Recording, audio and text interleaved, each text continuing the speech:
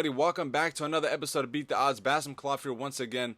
I will have special guest Vinnie Silva later on in this video. He's going to be breaking down that Champions League final between PSG and Bayern Munich. Boy, are we excited for that game. It should be a hell of a ball game. He's going to break it down for you guys and give you guys his final pick in terms of what team's going to win and the final score. So make sure you guys stay tuned. Before we do dive into that Champions League final game, though, I do want to talk a little bit about the NBA. Go through some of the matchups we've seen so far. So as we saw yesterday, the Clippers took care of business against the Dallas Mavericks once again. If you don't follow my Twitter, again, it's Beat the Odds 365. That was one of my picks yesterday. We are 12-3 on Twitter, by the way, and those picks are free. So if you're not following us, you're truly missing out because these are all free picks that I'm doing my research on and providing for you guys. So again, that's Beat the Odds 365. We did have Clippers covering that 5-point spread. They ended up winning in really dominant fashion. It's really unfortunate to see Luka Doncic go down the way he did. Hopefully that ankle injury isn't too soon. He's able to return because that Dallas Mavericks team looks pretty legit, although they do have some young pieces. But I think the Clippers should be able to walk away with this series, maybe in 5 or 6 games. We'll see how Luka Doncic affects him. In terms of the Lakers, today they do play. It is the Saturday, the 22nd today, so I'm not sure when I'll be posting this video, but Lakers have yet to play their third game against the Blazers. I do expect the Lakers to come out and dominate once again because, look, if they go down 2-1, then maybe it is time to panic again. Because, you just don't want to go down to a team like the Portland Trail Blazers. That team has a lot of heart. Unfortunately, see Damian Lillard injure his finger like that, but he says he's all ready to go. So we'll see how that affects him in tonight's ball game. I do expect the Lakers to come out and win. Like I said, this series could go maybe 5 games, 6 games at the most. We'll see how things progress there. Denver Nuggets and Utah Jazz. Utah has been playing phenomenal basketball. I believe the first game they scored around 124, second 125, and then third 120, somewhere around there. All the games they've been scoring a lot of points. It's good to see Mike Conley back. He hit career-high 7 3-pointers in that Game 3 against the Denver Nuggets. Really good to see him. That was one of my key pieces for the Utah Jazz. I was saying that if they're able to get the most out of him, just like what they expected when he did sign that contract, I believe it was with the Memphis Grizzlies, that $125 million. That's what they wanted out of him. Great leadership skills, able to control the tempo, control the offense like the way he has been. So I do expect Utah. They just look like the better team right now. Denver Nuggets definitely missing some key pieces in terms of Gary Harris and Will Barton as well. So if they were able to get those guys back, I could have seen this a much closer series, but I think Utah should come away with that. So in terms of the Eastern Conference, we did see a couple games, or I did see one this morning. Milwaukee Bucks obviously taking care of business against Orlando Magic. They shouldn't even have lost the first game. They just extended the series much longer than they needed to. My dark horse right now, which I stated before, is that Toronto Raptors team. The way they're playing against the Brooklyn Nets and just doing it in just straight dominant fashion. They play such great team basketball. When I see Kyle Lowry and Fred VanVleet rotating between that point guard position, those two guys, the way that energy they bring, they just look like they're just straight veterans ready for the playoffs. Those are the kind of guys you need in the playoffs. Fred VanVleet, I didn't know he had it in him, but man, that guy's a shot creator. He can get the offense going. And then obviously have Pascal Siakam can take it over a game at any given moment. But guys like Norman Powell, OG Anunoby, obviously Serge Ibaka can hit the mid-range jumper. So this team has players that can play both sides of the ball, and that's what you need in the playoffs. And the Raptors team, obviously being in the finals last year, I don't think that Kawhi leaving them made them any weaker, honestly. Yes, Kawhi did help a lot, but him leaving didn't make them weaker. This team still looks like that same Raptors team. They just play such a well-oriented offense, and then the way they transition that into defense, because they know that if they step it up on the defensive end, offense is going to come easy. And a player like Fred VanVleet, that guy is just, every time I see that ball go up, I'm just thinking he's going to hit it all the time. So I'm really excited for that team in particular. I think they are my dark horse. So a few teams in the East that can really put a challenge up, especially for a team like the Bucks, who have been a little shaky, like I said. So it would be interesting to see how playoffs progress.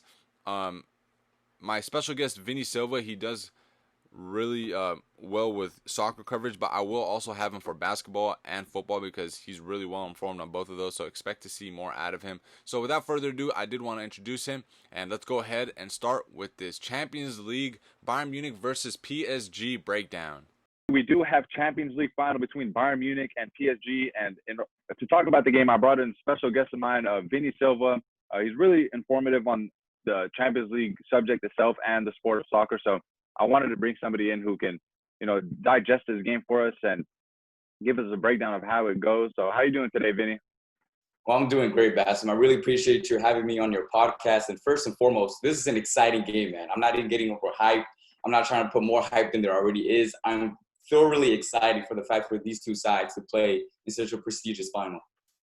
Yeah, these two teams have been really playing well as of late. We saw Bayern Munich, obviously, with the 8-2 victory over Barcelona. I was really shook everybody's minds. I mean, anytime you beat anybody 8-2, it's really impressive, and especially against a team like Barcelona. So coming into this game, did you see these two teams faring up against each other when the Champions League first started, or was this kind of a long shot to see these two particular teams in this final stage? In no way was it a long shot. These are two teams that were always favorites, I think, from the beginning of the tournament. I think PSG, it was more so, can Neymar and Mbappe come through? Can they stay healthy throughout the season so they can reach the final? For Bayern Munich, it was a little bit underwhelming in the beginning. I think a lot of people were having questions, but once Hidal came in, right, Hansi came in right there in November, the team just did a whole switch around. And it's not a coincidence that they have 39 goals in just 10 games in this competition. They've become absolute beasts, absolute machines. The high pressing line has really forced teams to make a lot of mistakes, hence the 8-2. And PSG, on the other hand, like we mentioned before, right, with the Mbappe and Neymar situation, they've both come through, they've both stayed healthy, and now we see the end result, both of them in the final. Exactly. And you did mention Mbappe. Is his lingering ankle issue, is that something that's going to maybe affect the game at all, or has he been able to recover well? Have you heard anything in terms of that, his injury? Well, he should be fine for the game, right? The issue is probably going to linger a little bit because I think ankle issues like that is never going to be fully healed in a span of 1 week, 2 weeks, right? The Atlanta game was about, 2 weeks ago, and he was still fit enough to start the game in the semifinals. So I don't think there will be any issue, right? He had a heck of a game, right? Was playing right behind the line, opening up the spaces with his runs, creating opportunities, close to finishing some. So I don't think the ankle issue would be too big of a deal in terms of the way he plays. Okay, that's good to know. And in terms of the odds, we do have Bayern Munich as slight favorites in this one. They are at plus 104, PSG at plus 210, and the over-under looking at us 3.5. Do you see these as fair numbers, considering how well both teams have been playing? How do you feel about the odds itself? It's absolutely fair, man. I mean, it's pick or choose, right? And I think a lot of people are really going to have to do in-depth analysis to see which one they really want to choose because both sides have similar cons. For example, Bayern Munich and PSG have suspect things on their defense. PSG have a tendency to overload on ball side, leaving spaces open in between. And Bayern Munich's high line allows exposure in the back. So these things are both issues where when you have both teams who also have high attacking power, you're opening up for a big game that's going to have create a lot of opportunities, a lot of goals, and it's really 50-50, right, because of the star caliber on both sides. So I'd say the way that the Vegas has put it, the odds has put it, it's right where it should be, right? And, yeah. That's exactly what I was thinking. It does look pretty even. Both of these teams have been playing phenomenal football as of late. One thing I want to touch up on is the experience for these teams. We know PSG obviously has Mbappe. He played in the World Cup. We know how that goes, but now it's just a little bit different. There's not going to be any crowds. Is there any players in this matchup in particular that you're thinking like, okay, no crowds, this game might go a little bit different than we've seen Champions League games go before because of the no crowd? How do you think that's going to play in terms of how these players will perform? From what I've seen, crowds have not had an effect whatsoever on these two teams, right? Both sides have experienced players. Bayern Munich, I think, are more on the experienced side. You have Thomas Müller, Robert Lewandowski, Manuel Neuer, who were part of the Champions League winning team back in 2012. So I don't think it's really going to have an effect on how they could lead this team in tomorrow's final. PSG, they got people like Neymar and Mbappe who have played in the biggest stages, right? You got Di Maria, who 2014-15 for Real Madrid came through in such stunning fashion, right? These are players with experiences on both sides.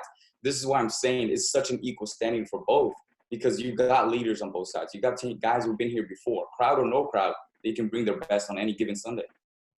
All right. And before I do let you go, I'm going to have to ask you for a final prediction on this game. I want you to choose a winner, and I need to hear a final score as well. So go ahead, Vinny. It's all yours.